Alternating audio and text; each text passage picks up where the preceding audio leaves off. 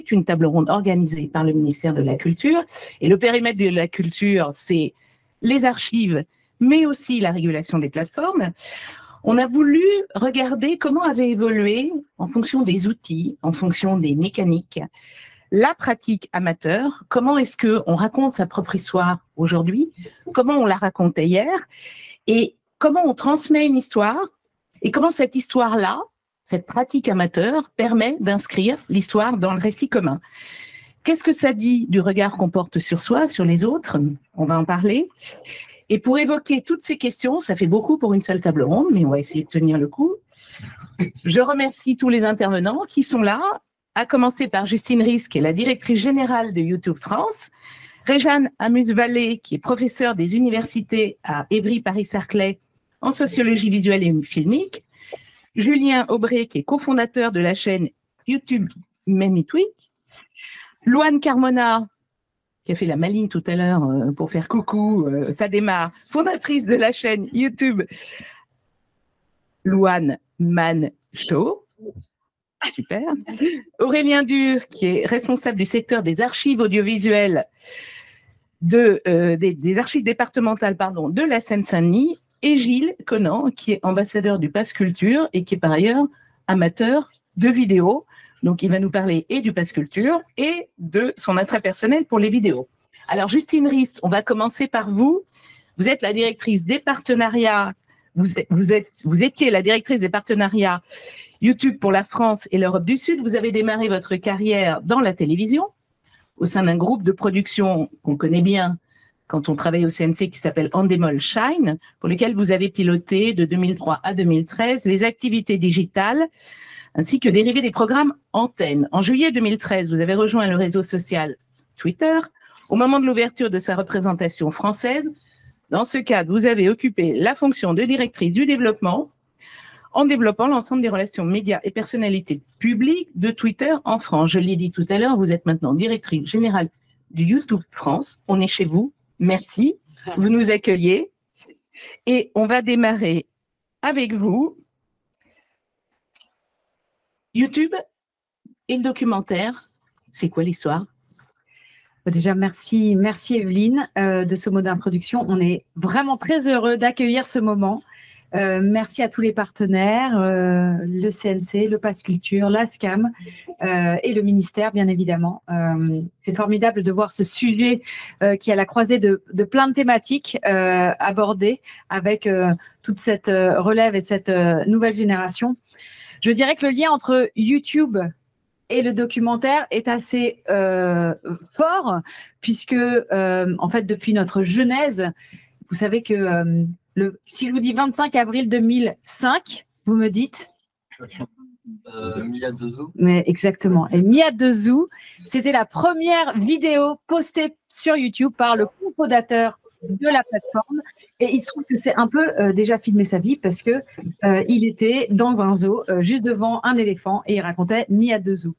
Donc en fait, YouTube a commencé avec le genre documentaire. Ça, c'était il y a 18 ans. Aujourd'hui, YouTube, c'est plus de 2 milliards d'utilisateurs chaque mois dans le monde. C'est plus de 41 millions d'utilisateurs en France. C'est tout un écosystème, d'ailleurs, qui est assez bien représenté ici, à la fois d'institutions. Et quand je pense documentaire, des noms me viennent à l'esprit comme l'INA, par exemple.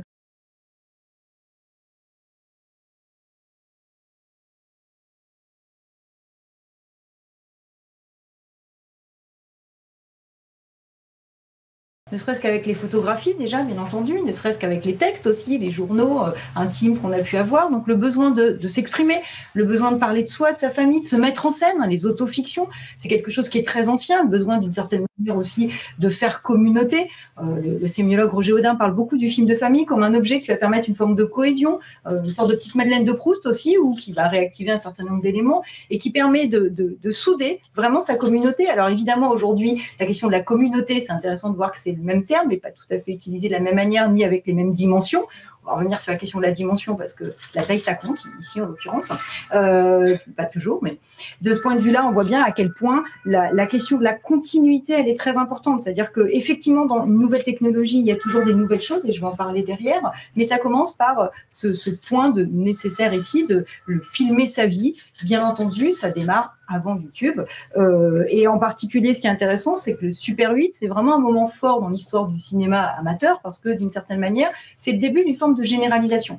Ce qu'on voit bien dans les outils depuis le Super 8, c'est que de plus en plus, on a des outils qui sont plus faciles. Déjà, le Super 8, tout d'un coup, on a cette espèce de cassette qui va permettre de charger beaucoup plus facilement. Il n'y a plus la question du film qui va être difficile. Donc, d'une certaine manière, le Super 8, c'est le début d'une généralisation, d'une banalisation, alors progressive. Et tous les outils qui vont arriver depuis le Super 8 vont aller vers cette idée que c'est de plus en plus facile de tourner, de plus en plus simple, de plus en plus accessible aussi.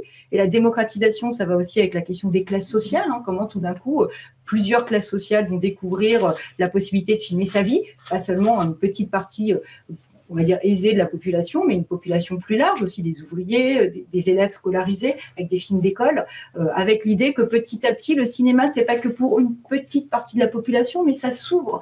Et l'outil nous promet de plus en plus l'idée qu'on puisse faire des films facilement. Il y a des smartphones qui font des publicités aujourd'hui sur l'idée qu'on peut filmer comme Michel Gondry, pour citer, sans citer la publicité, qu'on peut faire de chaque vidéo un grand film. Il y a cette idée, alors qui est parfois comme une illusion entretenue, qu'il suffit d'avoir un bel outil, et c'est vrai, puisqu'on a des outils qui permettent aujourd'hui, en termes de qualité, de facilité d'usage, des choses incroyables, et on le voit tous les jours aussi sur YouTube.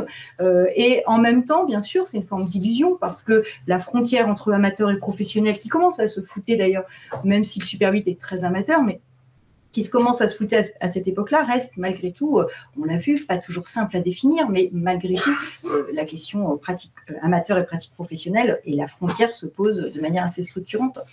Et puis par rapport à, je finis là-dessus, je suis désolée, je parle beaucoup, sur la question de la table ronde, ce qui est intéressant aussi, bien sûr, c'est la rupture. C'est-à-dire que YouTube, la rupture forte, c'est d'un point de vue de la quantité.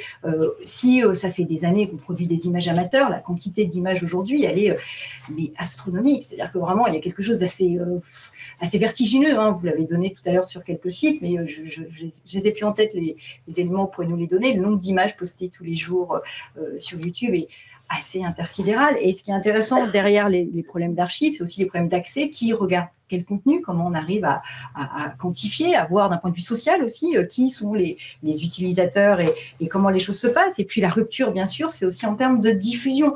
C'est-à-dire que le film de famille qu'on projetait à ses proches, autour de soi, dans un cadre plus ou moins élargi, mais qui restait quand même assez contraint. On voit bien aujourd'hui que la diffusion, à la fois, on est virtuellement en contact avec la Terre entière, même si la plupart des vidéos ne font pas 2 millions de vues, soyons clairs, mais il y a cette idée que finalement, on va exposer sa vie à la fois tout le monde et personne. C'est-à-dire, ça reprend vraiment les idées de Marshall McLuhan dans les années 60 de village global, c'est-à-dire que Internet permet d'être en contact avec la Terre entière, à la fois de manière très intime. C'est ça le paradoxe, c'est-à-dire qu'on a l'impression qu'on parle à la personne d'à côté de chez soi, alors que c'est une personne qui est à l'autre bout du monde. Et c'est cette tension entre l'intime, la proximité et la distance qui crée vraiment la rupture forte et ce que m'inspire le sujet de cette table ronde. Et ça change quoi du regard sur soi quand on filme pour une communauté, donc une petite communauté, on parle de la famille ou des amis, ou quand on filme potentiellement sur le monde entier? C'est une question dont on va reparler après, mais j'aimerais bien avoir votre regard à vous en tant que sociologue. Se raconter dans un journal intime qui reste dans son tiroir, c'est pas la même chose que de poster une vidéo sur YouTube avec potentiellement des millions de vues. Alors à la fois, c'est le même geste de départ, bien sûr, j'insiste là-dessus, mais vous avez raison. C'est-à-dire, en particulier, ce qui est intéressant, c'est de voir que la quantité d'images produites aujourd'hui forme un certain modèle. C'est-à-dire qu'on n'a pas forcément lu les journaux intimes de nos amis plus jeunes, mais la question des images qu'on a déjà vues et qui nous donne envie de se dire, bah tiens, après tout, si la personne a réussi à attirer X milliers de vues autour de, je ne sais pas quelle ouverture de cadeaux le matin, le soir, le midi, sans citer de vidéos célèbres, on voit bien que tout d'un coup, il y a aussi une sorte d'entraînement, d'effet boule de neige. C'est-à-dire, après tout, il y a un effet modèle.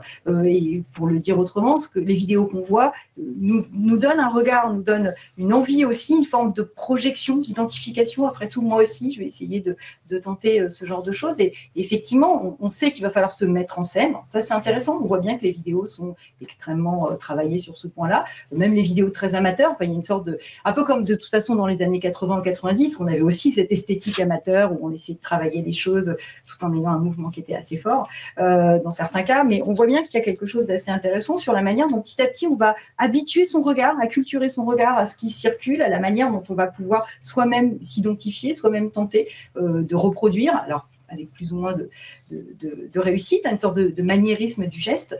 Et de ce point de vue-là, on voit bien que c'est intéressant de cette explosion et cette contagion. L'effet boule de neige, en fait.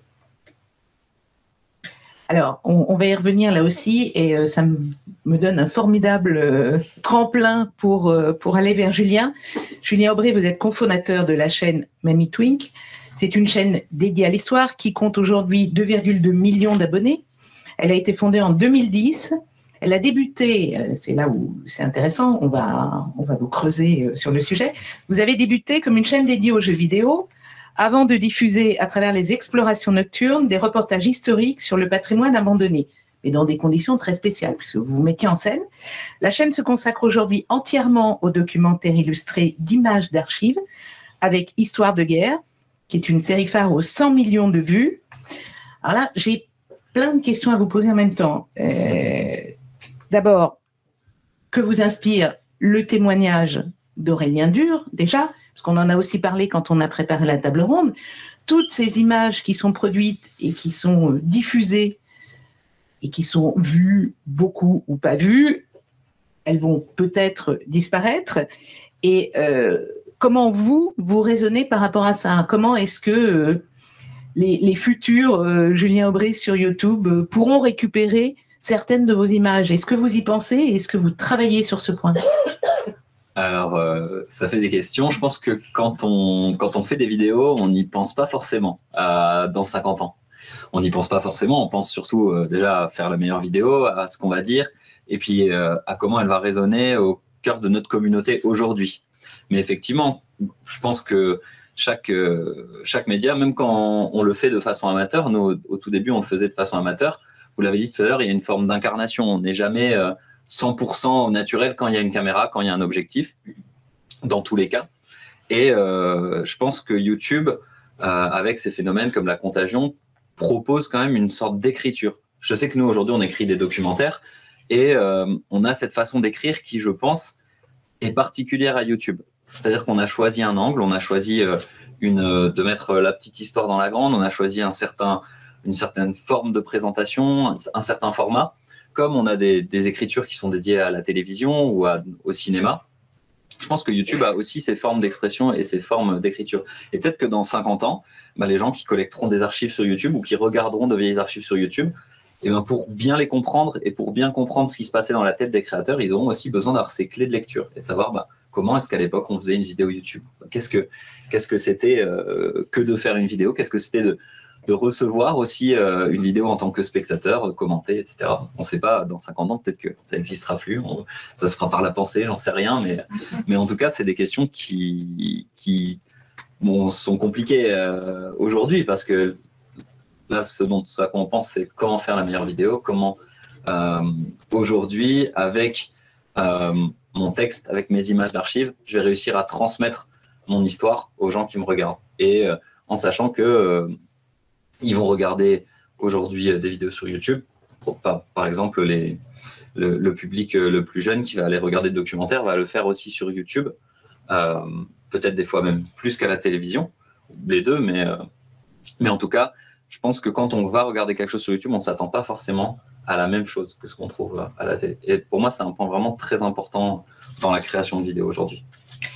Pour rebondir sur ce que disait à l'instant Réjeanne sur la mise en scène, on en a aussi parlé ensemble. Ça, c'est un phénomène que vous comprenez complètement. C'est-à-dire que quand vous racontez au tout début des histoires, vous êtes tout seul dans la forêt avec un copain et vous avez décidé de passer la nuit dans des conditions rocambolesques, vous vous mettez en scène, c'est-à-dire que vous racontez votre vie, mais en même temps, vous avez une conscience de la caméra.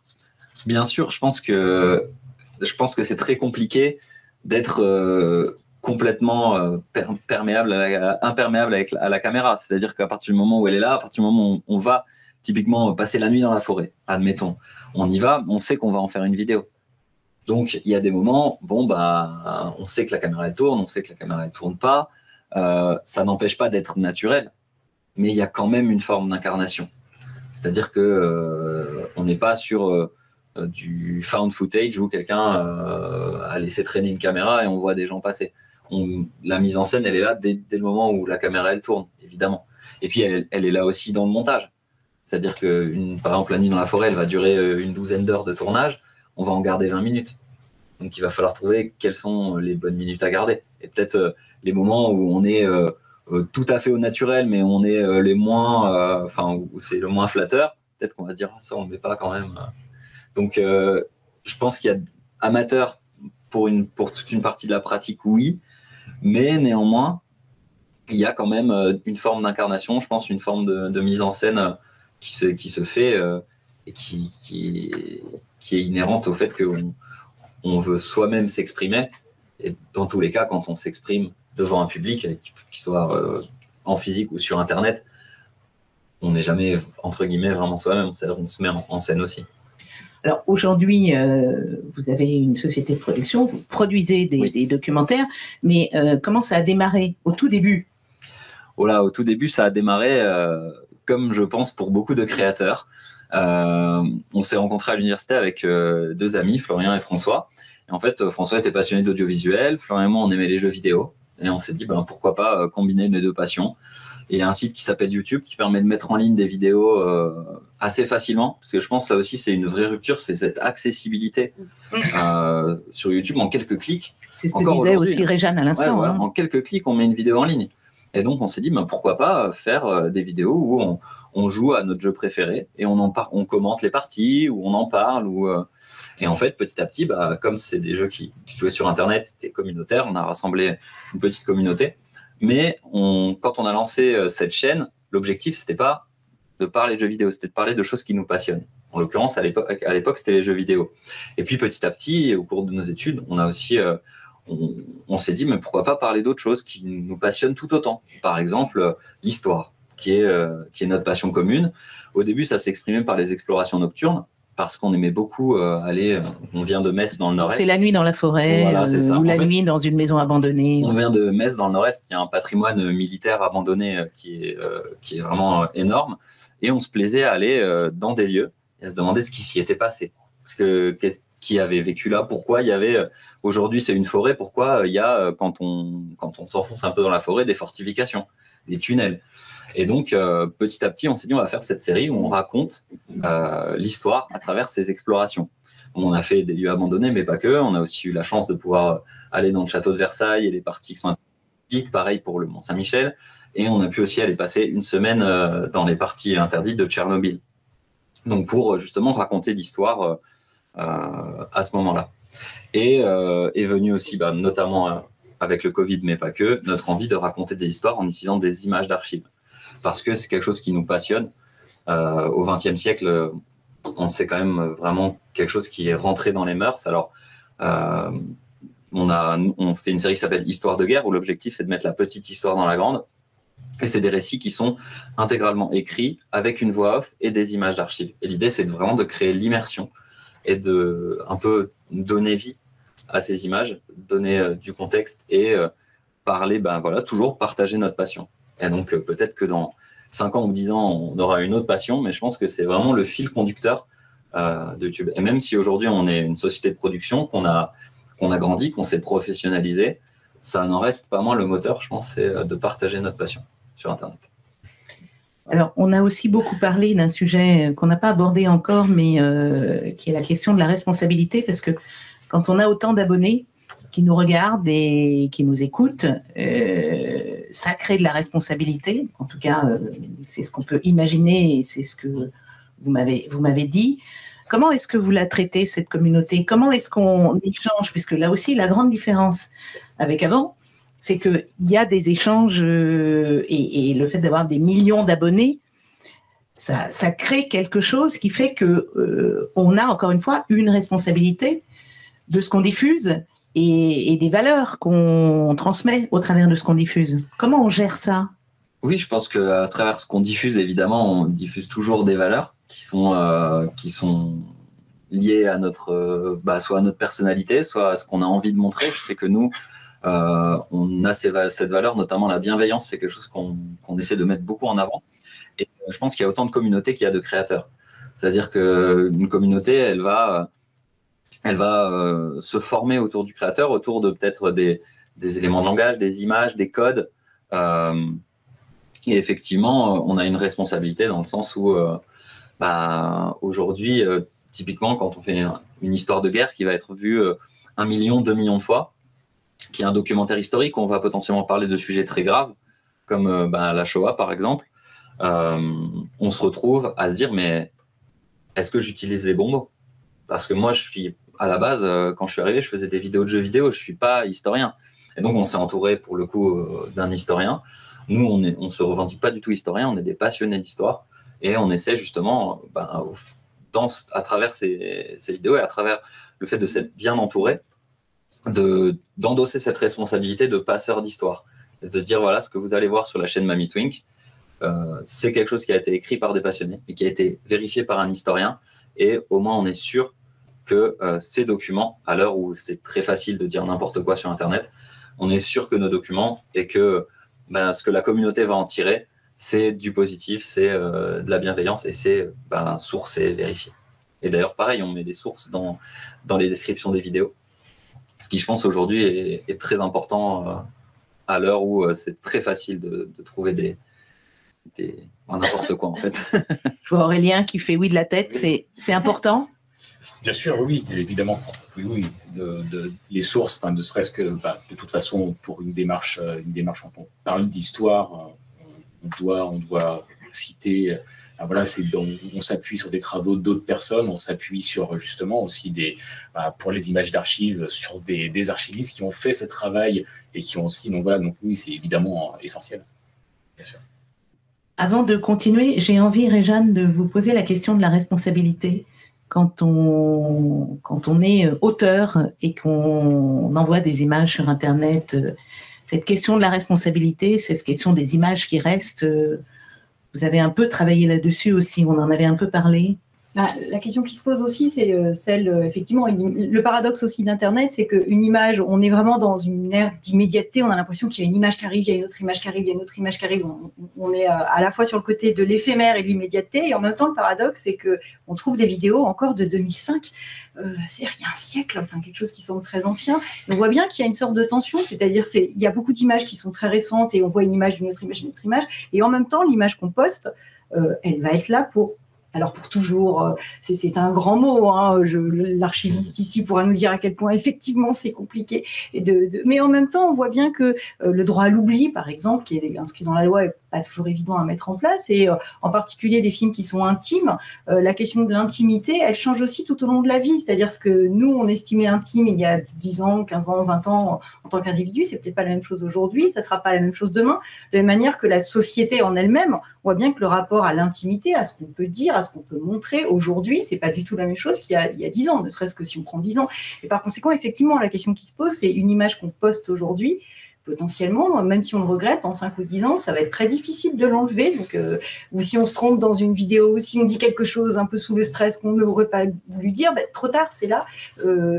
En particulier sur les vidéos postées. Après, une vidéo qui va être travaillée malgré tout, peut-être que dans 5 ans ou 10 ans, il y a des vidéos que vous avez faites, vous dites, mince, j'ai dit quelque chose qui n'était pas vrai, la source n'était pas bonne, c'est terrible, comment je fais pour enlever ça? Ça, c'est sûr. Et ça pose vraiment cette question à la fois de l'éphémère et en même temps de l'éternel. Enfin, l'éternel avec beaucoup de guillemets, j'insiste donc sur cette responsabilité, oui, bien sûr, c'est qu'est-ce qu'on poste et jusqu'où et en quoi cette répercussion là sur une vidéo intime.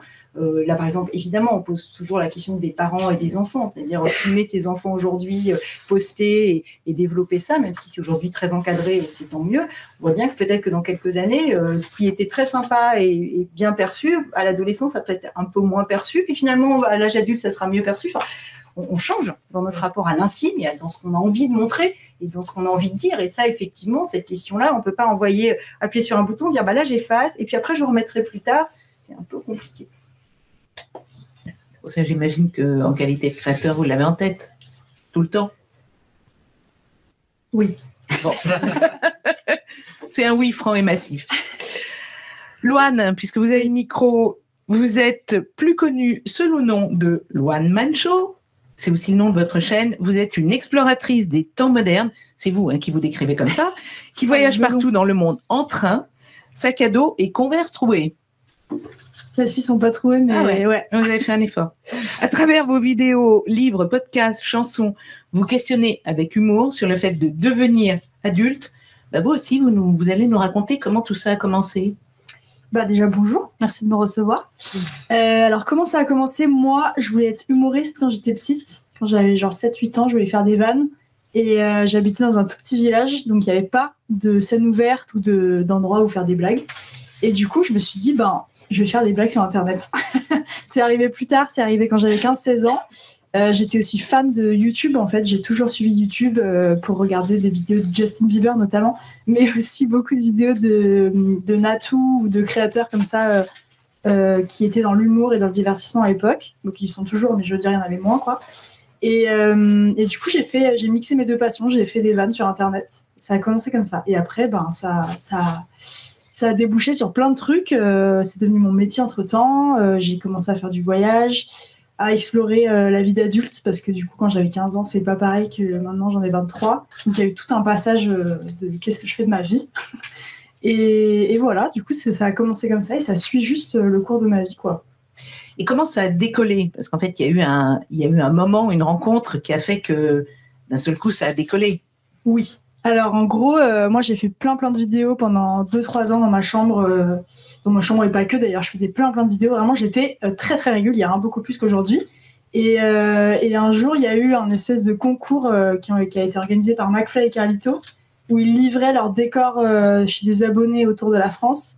Alors, vraiment, c'est random comme concept. Et moi, j'étais là. En gros, ils ont livré une armoire à une pote à moi qui habitait au Mans. J'y suis allée. Je leur ai dit salut les gars, ils m'ont dit t'as une chaîne, vas-y fais la pub de ta chaîne. Du coup j'ai fait ma pub, mais c'était complètement par hasard. Je n'avais pas du tout prévu. Moi je faisais juste des vidéos pour m'amuser. Et en fait ça a explosé. J'ai pris je pense 50 000 abonnés en 2 semaines alors que j'en avais 150. Et je suis devenue Beyoncé. Voilà. Non voilà, ça s'est passé un peu comme ça. Après moi j'ai toujours su que je voulais que ça soit mon métier.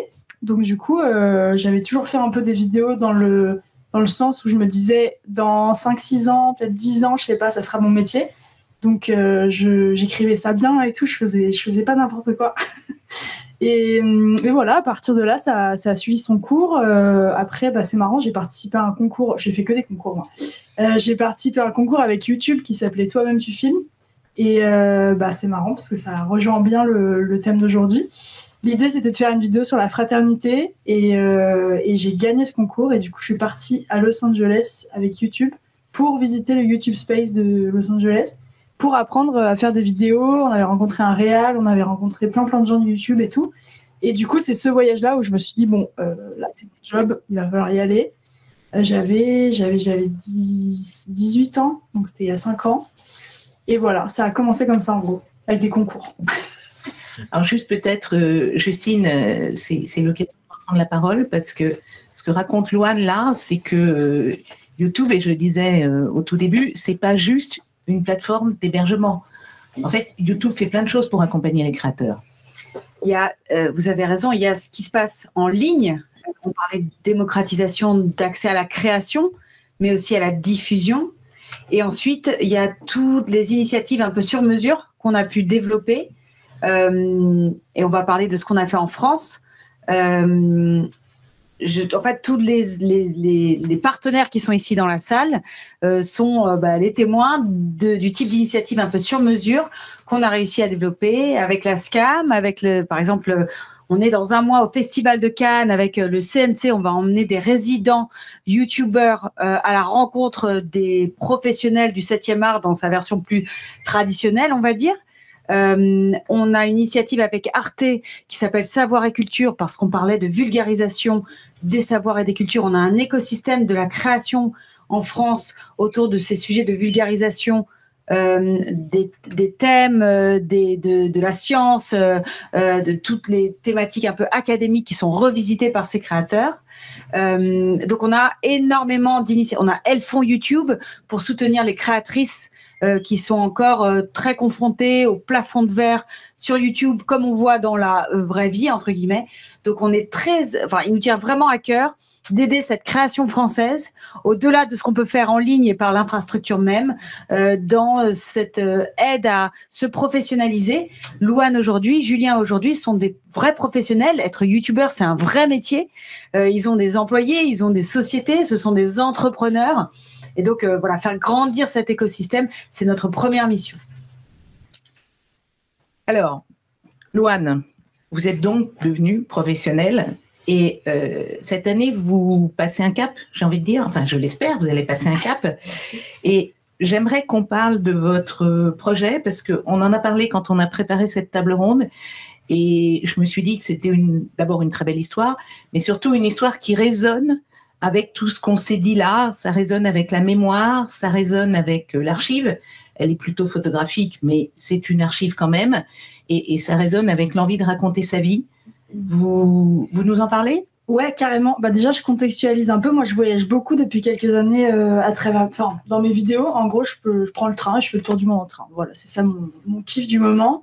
Et là, j'ai décidé de faire un voyage un peu plus grand que ce que je fais d'habitude. L'idée, c'est de partir au Maroc en train. Donc, en passant par Gibraltar avec un ferry. Mais bon, voilà. Peut-être bientôt, il y aura un train, on ne sait pas. Je raconte n'importe quoi. Et du coup, l'idée, c'est de partir au Maroc en train pour retrouver un cabanon qui a été construit par le frère de mon grand-père dans les années 80, sur la plage, un peu paumée, un truc peint en bleu avec 4 murs de bois. Et l'idée, c'est d'aller vivre là-bas avec moi, mes copains, parce que ce truc-là, j'en entends parler depuis toujours dans ma famille. Ma grand-mère, elle m'a dit que c'est là-bas qu'elle avait vécu les meilleurs souvenirs de sa vie. Il y avait tous mes grands-parents et leurs copains et leurs frères et sœurs qui se rejoignaient le week-end dans le cabanon au Maroc, parce qu'ils habitaient au Maroc à l'époque. Et ils kiffaient avec les copains, quoi. Ils faisaient des parties de foot, ils faisaient des feux sur la plage et ils rigolaient avec les potes. Et moi, ça m'inspire beaucoup cette histoire parce que je me suis dit, c'est la belle vie quand même. Et l'idée, c'est de retrouver ce cabanon qui est un peu abandonné et de revivre ces souvenirs-là de mes grands-parents 50 ans plus tard avec moi, mes copains. Donc j'y vais avec 3 potes et on part à l'aventure pour vivre dans ce cabanon. J'ai envie d'en faire un docu. Je vais récupérer, c'est marrant parce que du coup c'est des archives. Je vais récupérer les photos de mes grands-parents faites à l'ancienne en noir et blanc. Je sais pas si c'était de l'argentique ou un autre truc, mais vraiment c'est des vieilles photos quoi. Et l'idée c'est de recréer ces photos maintenant là-bas avec mes outils de maintenant, avec mes copains de maintenant et de recréer un peu ce que vivaient mes grands-parents là-bas. Voilà, j'ai envie d'en faire un docu trop stylé. On part dans un mois et ça va être la grande aventure. Alors, le projet, c'est un docu, mais c'est aussi une expo photo. Ouais, il y a plein de trucs différents. Alors, moi, du coup, avec ces photos, j'ai envie d'en faire quelque chose à part entière. Donc, d'en faire une expo photo, j'aimerais trop comparer les photos d'avant en noir et blanc et mettre en dessous les photos de maintenant. Je pense que c'est une idée qui est trop chouette. J'aimerais aussi en faire un livre parce que moi j'écris beaucoup de carnets de voyage quand je fais mes voyages maintenant parce que dans le train on a le temps d'écrire et du coup j'écris beaucoup donc j'aimerais publier ce carnet là avec les photos et tout du voyage et j'aimerais aussi en faire des projections du film quoi. Vraiment c'est un projet comme je fais d'habitude où je publie mes voyages en train sur YouTube mais à plus grande envergure j'ai l'impression avec plein de trucs qui sortent physiques. J'aimerais bien réunir les gens physiquement maintenant. Dans le secteur, on dit c'est un projet à 360. Et c'est quoi? C'est un moyen métrage? C'est quoi l'idée? On aimerait faire un 52 minutes. On ne se limite pas trop en fait. On verra comment l'histoire nous emmène. Je pense que ça va faire à peu près 1 heure. Un petit docu quoi. Bon, on souhaite longue vie à ce docu. Moi, j'ai vu les photos du cabanon. C'est très joli. C'est un vrai petit cabanon. Aujourd'hui, ça ramène à des histoires d'une vie plus simple, sobriété. Donc, j'espère que ce cabanon renaîtra, non pas de ses cendres, puisqu'il est encore debout, mais il est encore debout, ouais. Il a peut-être besoin d'un coup de peinture. Enfin, on suivra ça d'assez près. Gilles Conan, vous êtes ambassadeur du Pass Culture et par ailleurs, vous adorez les vidéos. Alors, déjà, vous allez nous expliquer ce que c'est que le Pass Culture, parce que je pense que tout le monde ici ne sait pas ce que c'est. Donc, parlez-nous un peu du Pass Culture, mais dites-nous aussi ce que ça veut dire que d'être ambassadeur. C'est un joli mot. Dans un premier temps, bonjour à tous. Alors, je me présente Gilles Conan et si j'ai l'opportunité et le plaisir de partager ce moment avec vous, c'est au titre d'ambassadeur du Pass Culture. Alors, concrètement, c'est quoi le Pass Culture?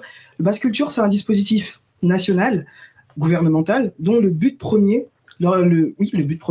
c'est vraiment d'intensifier et de servir d'intermédiaire entre la jeunesse, d'une part, et les offres culturelles. Et ça passe avant tout par ce dispositif avec un crédit donc que les jeunes vont disposer. Donc concrètement, de 15 ans à 18 ans et plus encore, on a ce dispositif auquel on peut avoir recours et tout simplement à avoir accès à des offres culturelles. Et c'est un dispositif vraiment national dans le sens où, qu'on soit à Ajaccio, à Orléans, on a vraiment un lien qui est fait avec les acteurs de notre territoire. Alors, là encore, le rôle d'ambassadeur, c'est tout simplement des jeunes qui utilisent le Pass Culture et qui tout simplement kiffent, j'ai envie de dire, ce Pass Culture et envie de faire part, là encore, de l'écosystème du Pass Culture. Et ça passe aussi bien par le tournage de petites vidéos, à encore tout simplement l'écriture de contenu et se demander tout simplement s'il faut plutôt dire est-ce que ça va les jeunes ou si comment ça va. Donc concrètement, c'est avant tout une expérience enrichissante, mine de rien pour les jeunes, et une expérience aussi, ça aide aussi le Pass Culture parce que mine de rien, on permet au Pass Culture de garder cette authenticité parce que oui, la jeunesse, ça bouge et on sait que tout ça, ça va très vite. Et là encore, pour faire un peu du lien avec la table ronde, le sujet de la table ronde, le Pass Culture, vraiment, je pense qu'on peut dire qu'il s'établit quand même comme un acteur qui contribue, là on parlait tout à l'heure de démocratisation, avec justement cette offre culturelle, cette diversité d'offres culturelles, parce qu'on parle bien de tickets de cinéma, on parle également d'appareils photo, de matériel, de cours. Donc là encore, par cette diversité qui est proposée sur le Pass Culture, mine de rien, le Pass Culture contribue, oui, à la démocratisation de l'art du documentaire, du film. Et pour revenir là encore peut-être sur mon goût, finalement, des vidéos YouTube, de ce genre de choses, j'ai 19 ans, j'ai seulement 19 ans, et mine de rien, j'ai été vraisemblablement témoin de cette professionnalisation, si on pourrait dire ça, de YouTube. J'ai presque l'impression, le sentiment qu'on pourrait parler même de cercle vertueux, dans le sens où vraiment, les gros YouTubeurs qui sont là aujourd'hui, ça a été les amateurs d'hier, et aujourd'hui, ça reste mine de rien des professionnels, des vidéastes, et malgré tout, ils ont une signature particulière dans le sens où c'est du professionnel, mais malgré tout, il y a une intimité, un rapport particulier avec le public. Et là encore, j'ai des interrogations. J'aimerais savoir finalement comment, si cette intimité-là, en tant que vidéaste, en tant que créateur de contenu, elle est indispensable vraisemblablement. Et comment vous le vivez là aussi au quotidien lorsque vous travaillez tout simplement. Alors, avant de leur laisser la parole, puisqu'ils vont vous répondre, vous regardez quoi? Moi, vous regardez qui? Ouais, alors on va sortir les noms. Il faut pas trop.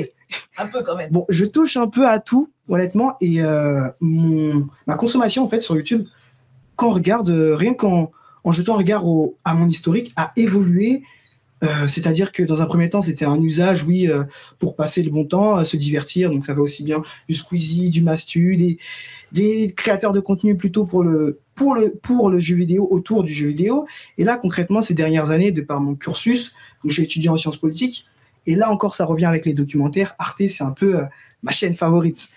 Et forcément, j'ai un usage qui reste quand même divertissant, d'une part, parce que j'aime bien regarder des vidéos pour rigoler entre potes, ce genre de choses. Mais malgré tout, il y a vraiment mon temps, disons-le, mon temps au quotidien que je passe sur YouTube, qui maintenant est capturé par des documentaires, des vidéos. Là encore, j'ai regardé quelques vidéos d'ailleurs qui vont venir nous conter des histoires, nous enrichir culturellement. Et c'est ça aussi que j'aime bien sur YouTube, cette diversité d'offres. On peut, on a le contrôle sur son temps et sur ce qu'on regarde. Vous avez quelque chose à répondre, Loane? Oui. Qu'est-ce que j'ai à répondre? Non, c'est intéressant de voir comment les autres consomment YouTube, et notamment les gens qui ont à peu près le même âge que moi, parce que je pense qu'on n'a pas du tout la même consommation de YouTube, donc c'est marrant. Est-ce que je réponds à ta question? Ouais. C'est quoi déjà? C'était concrètement savoir comment on vit un peu la professionnalisation de YouTube, dans le sens où on a commencé vidéo amateur, et malgré tout, on reste avec un rapport particulier avec le public, parce qu'on est face caméra, on a une vraie communauté qui est vraiment en contact avec nous. Mais dans un sens, on a tout un écosystème qui évolue autour de nous, avec des plus grosses productions, ce genre de choses. Est-ce que finalement l'intimité propre à YouTube, est-ce que ça peut être un frein pour vous? Et comment vous le vivez en fait concrètement au quotidien? Parce que mine de rien, vous êtes aussi des professionnels de la vidéo, comme d'autres acteurs pourraient se qualifier de professionnels de la vidéo, quoi. Eh ben, comment on le vit? Moi, j'ai adoré la professionnalisation sur YouTube.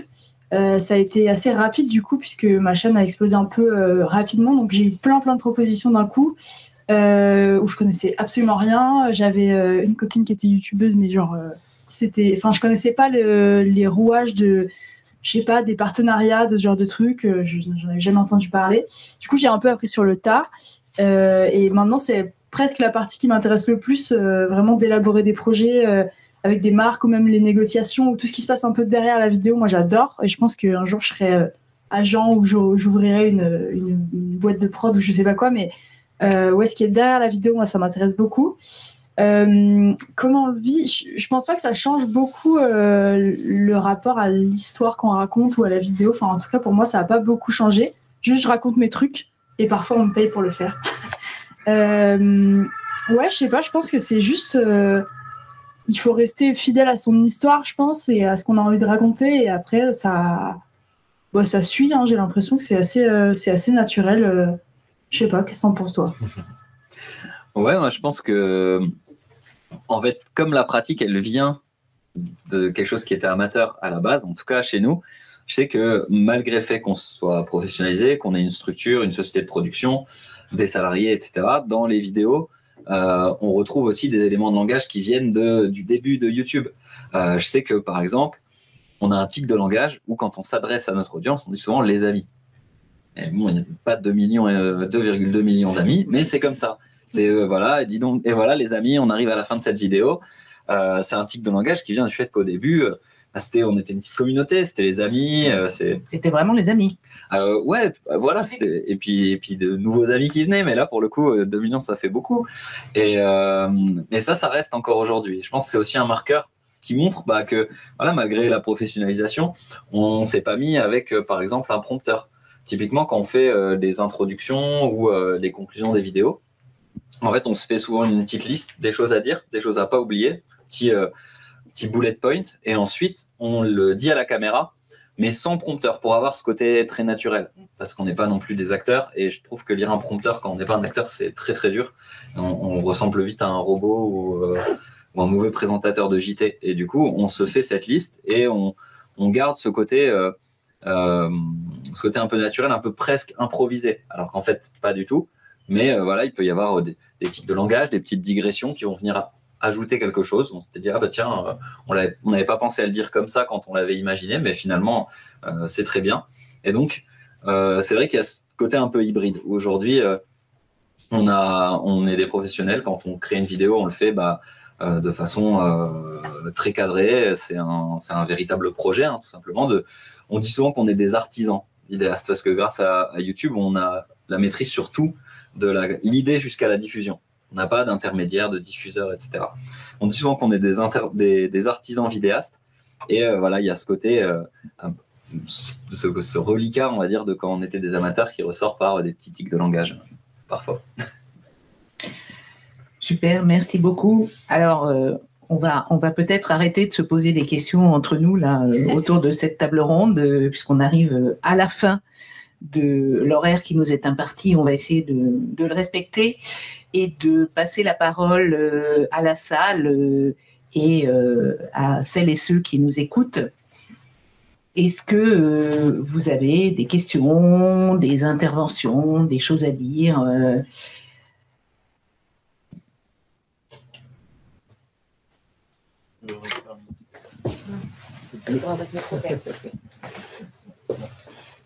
Bien, bonsoir. Merci de me donner la parole. Alors, je me demandais à propos de Julien. Toi, Julien, tu as commencé par le jeu vidéo, donc sur YouTube.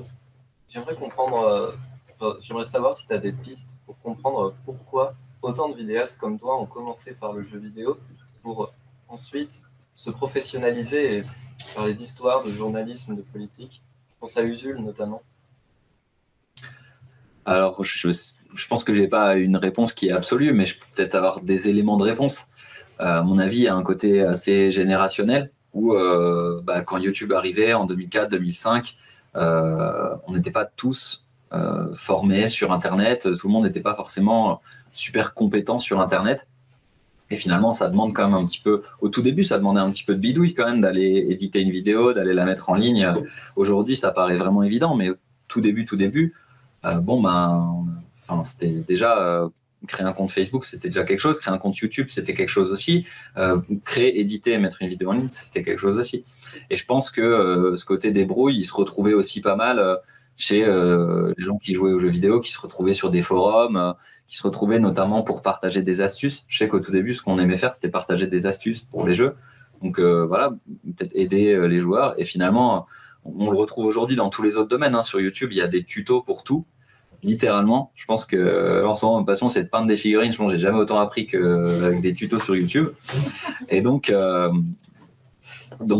pense qu'il y a ce côté-là où, au début, ceux qui jouaient au jeu cherchaient de l'information sur YouTube et ceux qui maîtrisaient les jeux pouvaient aussi la proposer aux gens et avoir ce côté où, moi, je suis super fort à tel jeu. Je vais vous montrer comment être plus fort et c'est super gratifiant, je pense, pour des personnes, des amateurs, parce que à l'époque, le jeu vidéo était quand même encore pas mal décrié.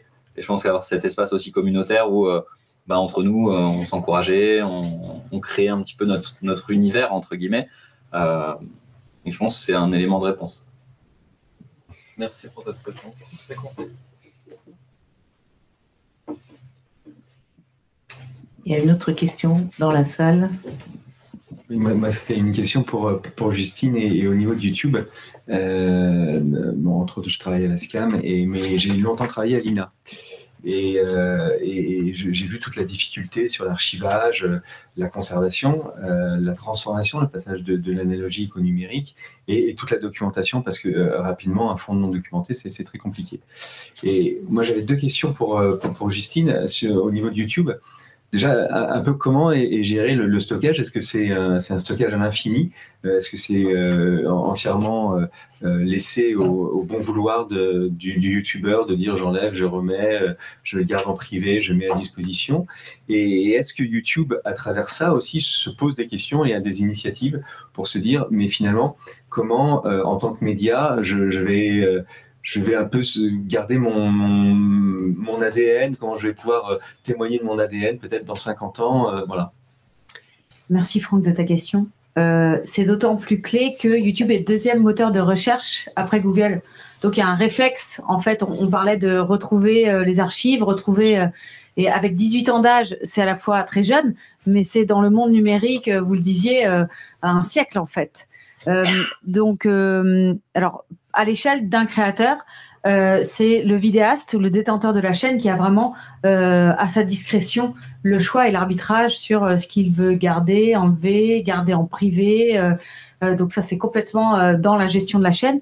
Il y a un outil qui s'appelle YouTube Studio qui est vraiment le tableau de bord du vidéaste et qui lui permet de faire tous ces calibrages-là. Ensuite, en termes d'infrastructure, on est sans cesse confronté à ce défi technologique. Je vais vous donner ce chiffre, c'est 500 heures par minute téléchargées sur la plateforme dans le monde.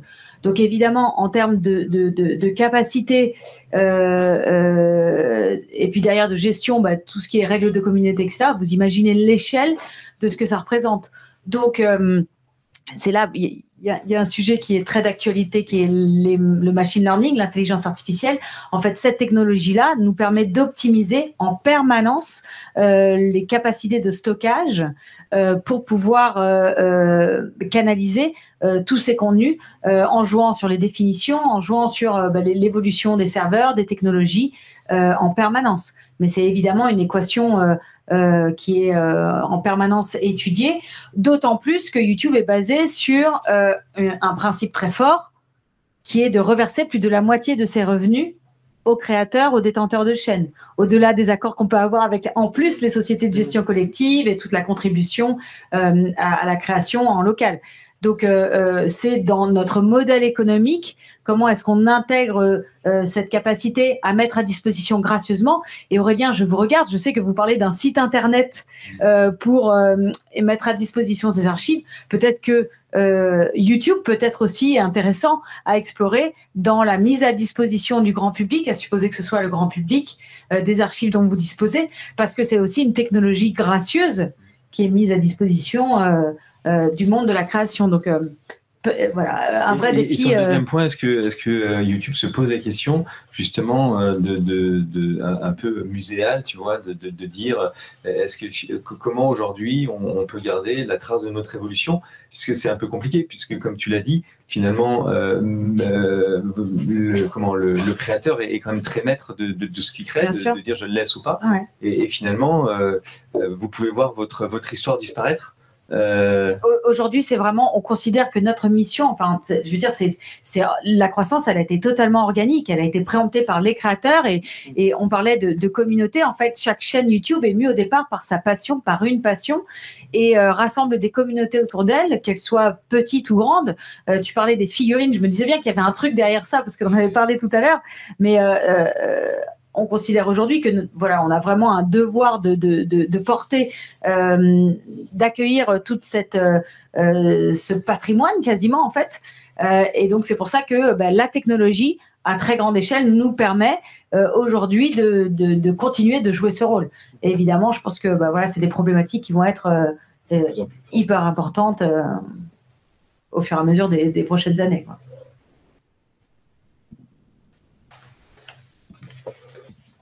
Juste une petite remarque peut-être pour compléter. Et est-ce qu'il y a un travail qui est mené, par exemple, je pense au dépôt légal de l'Internet? Est-ce qu'une partie des contenus peuvent bénéficier de ce dépôt légal de l'Internet et donc de la conservation d'un certain nombre de sites? Et est-ce que YouTube, certains des contenus de YouTube sont aujourd'hui archivés via ce dépôt légal de l'Internet? En fait, vraiment, c'est au détenteur de la chaîne d'arbitrer sur ce qu'il souhaite faire. Par contre, on a quasiment depuis notre genèse développé une technologie qui s'appelle Content ID, qui permet de créer des empreintes numériques sur chaque œuvre déposée. Et c'est ça qui permet typiquement de gérer la propriété intellectuelle, de protéger les œuvres. Et si à un moment, une chaîne va utiliser des extraits d'une autre chaîne sans l'autorisation, la technologie permet de le détecter et au propriétaire du contenu de décider s'il autorise, s'il bloque, s'il autorise avec de la publicité, etc. Donc, vraiment, la responsabilité de l'avis du contenu, elle est vraiment chez le détenteur de la chaîne. Et après, nous, on a des outils. C'est d'ailleurs ça qui fait aussi la pérennité du modèle de protection des œuvres, de protection des contenus qui sont disponibles pour les créateurs.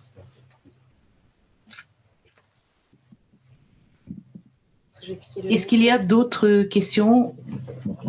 On a une question du chat en ligne pour Réjeanne. Quels invariants et quelles différences entre les pratiques amateurs en Super 8 à l'époque et les pratiques amateurs sur YouTube aujourd'hui, que ce soit en question de genre, de classe, d'esthétique ou de contenu des vidéos?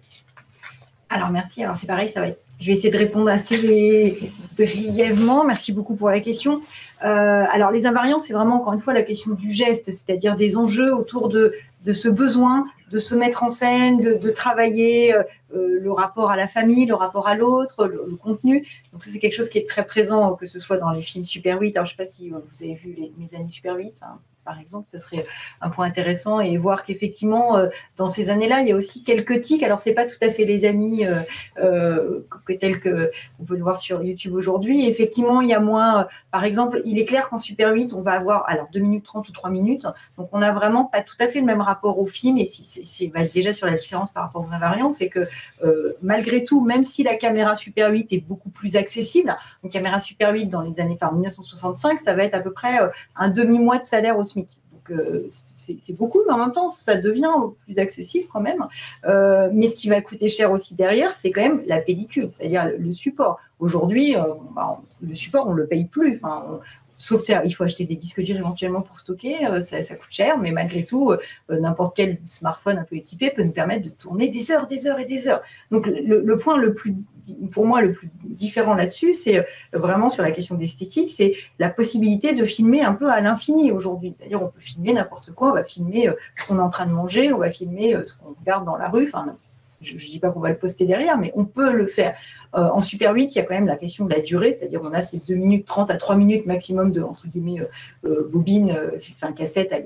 Et de ce point de vue-là, ça change beaucoup parce qu'avant d'appuyer sur le bouton, il faut quand même réfléchir. On sait qu'on n'a que 3 minutes et que par conséquent, s'il faut remettre 3 minutes, il va falloir racheter. Aussi retravailler le développement. Et donc, c'est en termes de gestes, mais ça, c'est quelque chose qui est très proche au numérique versus l'analogique. C'est qu'on sait que les outils numériques ont permis de démultiplier les rushs parce que, d'une certaine manière, ça libère entre guillemets, de la contrainte économique et forte. Et ça rejoint la question de la démocratisation, la contrainte économique du support, qui est vraiment difficile, et derrière du traitement de ce support. Donc, d'une certaine manière, on n'a pas tout à fait... Sur l'esthétique, la différence, elle vient de là, puis elle vient aussi, bien entendu, de la diffusion. Je rejoins ce qui a été dit sur le côté, le style YouTube, c'est-à-dire qu'effectivement, YouTube, on sait qu'on va être vu, on sait qu'on va être vu dans des cadres très différents. Alors, c'est pas tout à fait la projection familiale où on va tous se mettre devant l'écran. On sait qu'on va être vu, je sais pas, dans les transports, le matin au petit déjeuner, le soir en train de se coucher dans son lit.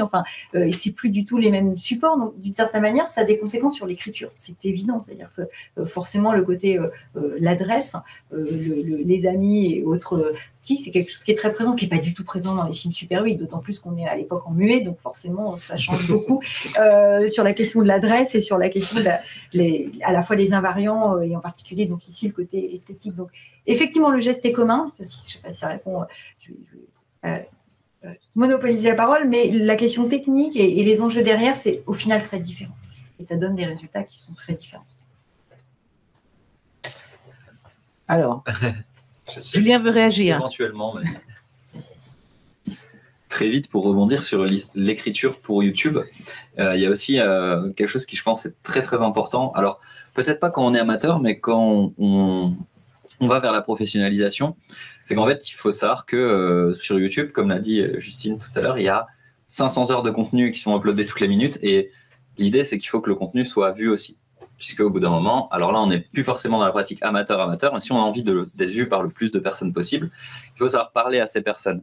Et il faut savoir aussi, je pense que ça fait vraiment partie de l'écriture, trouver un angle, trouver une façon d'intéresser les gens. C'est-à-dire, comment est-ce que la personne qui arrive sur YouTube, elle va se faire suggérer ma vidéo, parce que tout fonctionne avec un algorithme, comment est-ce qu'elle va cliquer dessus ? Quel titre je vais mettre? Parce qu'au-delà des bobines, on écrivait, voilà, je sais pas, vacances 1970. Là, il faut mettre un titre sur une vidéo, un titre, une vignette, pour rendre le contenu intéressant, pour donner envie à la personne d'aller le voir. Et je pense que ça aussi, ça fait partie de l'écriture pour YouTube. Je sais pas si aujourd'hui, je pense que c'est possible, mais je pense que le titre et la vignette d'une vidéo, par exemple, ajoutent encore quelque chose à la vidéo. Alors, je ne sais pas si en termes d'archives, c'est des choses qu'il faut conserver aussi, mais toutes les métadonnées qui sont autour de la vidéo, pour moi, elles sont aussi importantes que tout ce qu'il y avait autour de la bobine de film, c'est-à-dire la petite étiquette avec ce qu'on mettait dessus, etc. Parce que je pense que ça donne aussi l'intention. Et on le voit dans des institutions ou des médias qui vont passer sur YouTube. Et très souvent, ceux qui réussissent le plus et qui réussissent à avoir des chaînes qui intéressent vraiment beaucoup de gens, parce qu'ils ont une vraie stratégie. Et ils vont pas juste se dire j'ai ça, je le remets sur YouTube et puis on verra. Ils se disent comment je vais le présenter. Je sais que Arte, par exemple, ils ont une ligne éditoriale de vignettes, de titres pour chacune de leurs vidéos, chacun des documentaires, qui n'est pas forcément le même titre qu'à la télé. Et je pense aussi en dit long sur cette différence entre pour le coup, YouTube, la télévision et la façon d'écrire et de présenter les choses. s'appelle l'éditorialisation. Voilà. Est-ce qu'il y a d'autres questions sur place ou en ligne?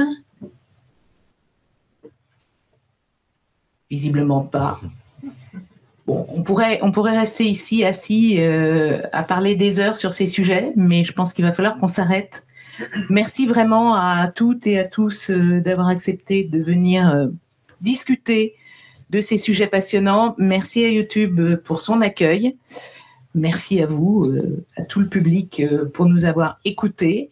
Et longue vie à ces pratiques. Je sens que à la suite de cette table ronde, les archivistes et les youtubeurs vont se rapprocher et discuter pratiques, conservation et autres sujets. Merci beaucoup et bonne fin de soirée à toutes et à tous, bien sûr.